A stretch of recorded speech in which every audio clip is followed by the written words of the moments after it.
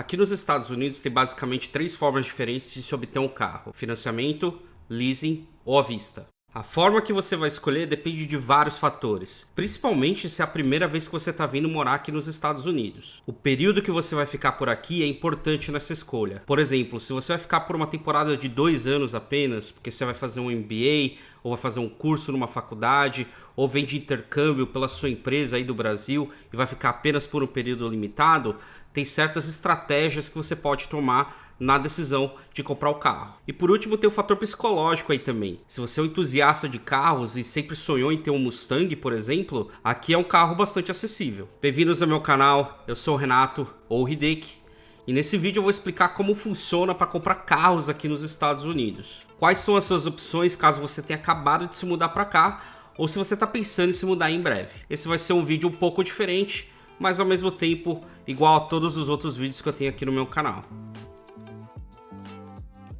Se dinheiro não é problema, comprar à vista um carro zero é a opção que mais faz sentido. Porque veja, você está vindo para um país novo, onde provavelmente você não conhece nenhum mecânico e nenhuma loja de confiança. E pode ser o seu caso também, que o seu carro quebre e você nunca tenha lidado com esse tipo de situação, muito menos em inglês, num país onde você nunca viveu. Um carro zero hoje em dia ele vem com várias garantias de fábrica e em tese é tudo novo funcionando direitinho. Dificilmente o carro vai te deixar na mão, no meio da rua, com uma pane mecânica muito séria. Agora, a grande maioria das pessoas não vem aqui para os Estados Unidos com essa bala toda. Um carro zero aqui, qualquer um, não custa menos de 18 a 19 mil dólares, mais de 100 mil reais. E aí precisa recorrer ao financiamento ou ao leasing. E é aí que você vai enfrentar o primeiro problema que todo brasileiro enfrenta aqui nos Estados Unidos. Tem um negócio por aqui que se chama Credit Score. Financiamentos e empréstimos por aqui, de qualquer natureza, financiamento de casa, de carro, eles são fornecidos com base no Credit Score de cada pessoa.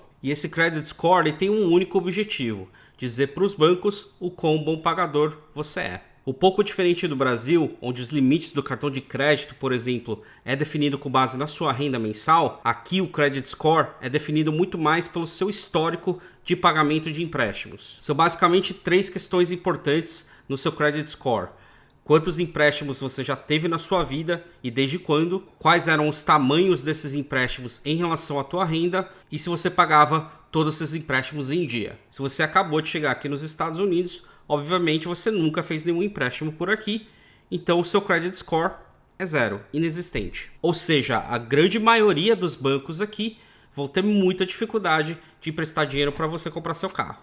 A grande maioria, não todos. Tem bancos com apetite de risco maior, que emprestam para pessoas que acabaram de chegar no país, mas como você também já deve ter concluído, quanto maior o risco, maior o lucro. Se prepare para pagar taxas acima de 20%, quando o normal para financiamento automotivo é por volta de 6 a 7% ao ano.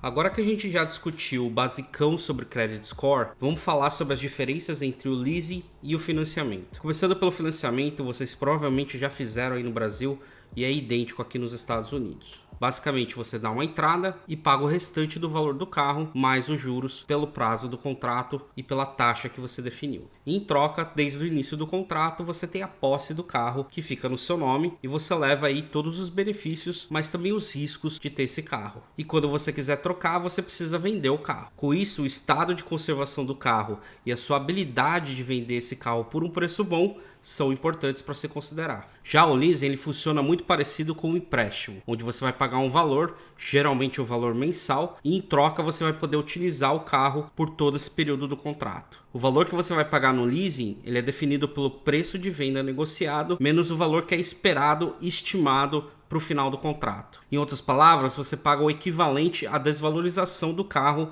no período do contrato, geralmente de 2 a 3 anos. Em troca, você tem a posse do carro por todo esse período, o carro não fica no seu nome e você tem uma quantidade específica de quilômetros que você pode rodar durante esse contrato, geralmente de 10 a 12 mil milhas por ano. E você também é responsável por devolver o carro nas condições esperadas no final do contrato, ou seja, sem danos fora do normal, por exemplo, gastos normais ali no banco ou no volante. Isso tudo bem, não tem problema nenhum. Pequenos riscos na lataria também não tem problema. Agora, amassados, para-brisa quebrado, esse tipo de dano não, você precisa geralmente arrumar antes de devolver o carro. E por fim, geralmente no final do contrato de leasing, você tem a opção de poder comprar o carro ao invés de devolver, financiando ou comprando em cash, comprando à vista no final do contrato.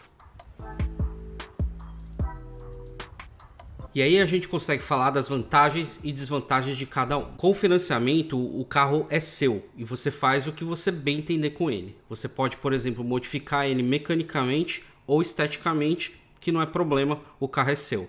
Já no contrato de leasing, você precisa devolver o carro no seu formato original. Financiar também tem vantagem caso o carro desvalorize não tanto quanto era esperado. Por exemplo, o que aconteceu na pandemia, onde muita gente dirigiu o carro novo por alguns anos e revendeu pelo mesmo preço que comprou quando era zero. Nesse caso, essas pessoas basicamente dirigiram um carro de graça e quem fez o leasing acabou pagando por aquela desvalorização que não aconteceu. Agora, todo mundo sabe que essa valorização foi bem atípica. Geralmente o que acontece é o contrário. Assim que você dirige o carro fora da concessionária, você já sabe que ele perde valor, né? E vocês sabem também que essa desvalorização geralmente ela é mais acentuada nos primeiros anos do carro. Então, quando você faz o contrato de leasing, basicamente você está pagando pela maior parte de desvalorização do carro. E com isso, se você faz o financiamento do carro e você costuma ficar com o carro de forma bem racional por vários anos, pelo menos aí uns 5 anos, geralmente faz mais sentido você financiar o carro do que fazer o leasing. E aí, seguindo essa mesma lógica, faz mais sentido ainda se você compra um carro seminovo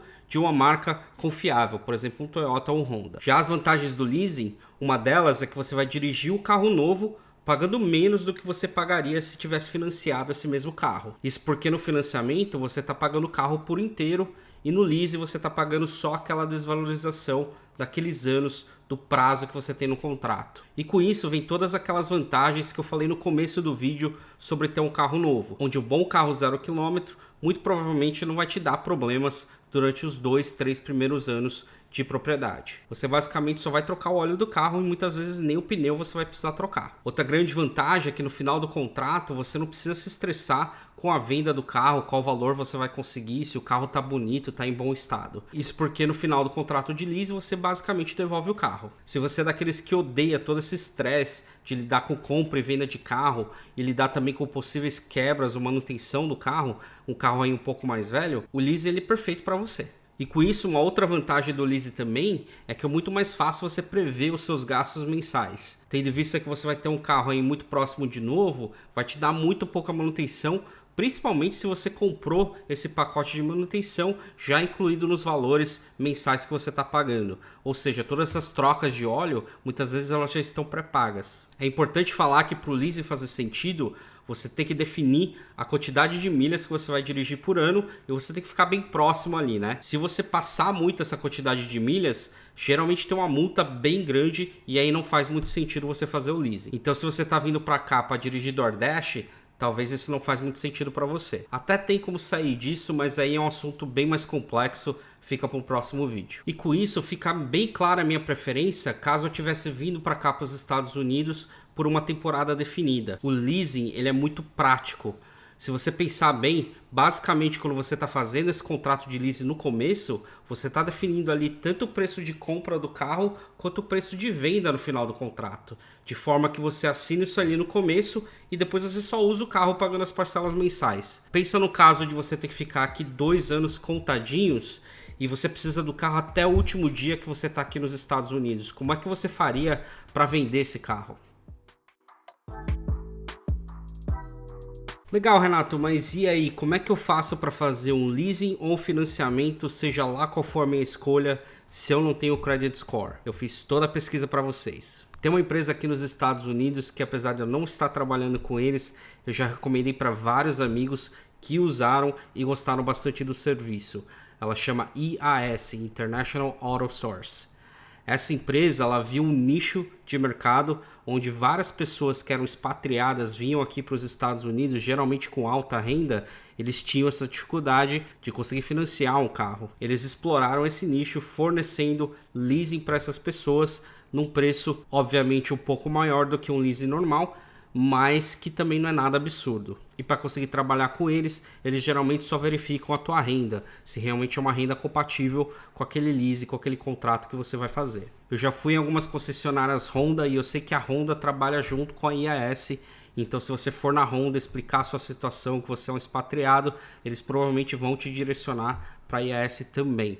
E eu sei também que a Audi, Volkswagen e a Porsche, que são a mesma empresa, elas também têm um programa específico de expatriado pensado nos alemães que vêm para os Estados Unidos, vêm trabalhar nas fábricas daqui e precisam de um carro. O meu segundo carro por aqui foi um Volkswagen Passat. Eu tinha mais ou menos 1 ano e 9 meses aqui nos Estados Unidos. Meu crédito ainda não estava muito bom para eu conseguir um carro só com base no meu crédito. E eu usei o programa de expatriado deles e foi muito bom. Paguei bem barato no Passat. Fora essa empresa e esses programas que são de uma certa forma nacional, eu acredito que as outras montadoras elas não vão ter nada específico para o país inteiro. Você precisa ir em cada concessionária e discutir com eles se eles têm algum programa específico ou se eles trabalham com algum banco específico para fazer um contrato com vocês. Por exemplo, uma amiga minha veio aqui para Nova York há uns anos atrás. Ela foi uma Toyota, ela conseguiu assinar um contrato de leasing onde ela pré-pagou todo o valor do contrato.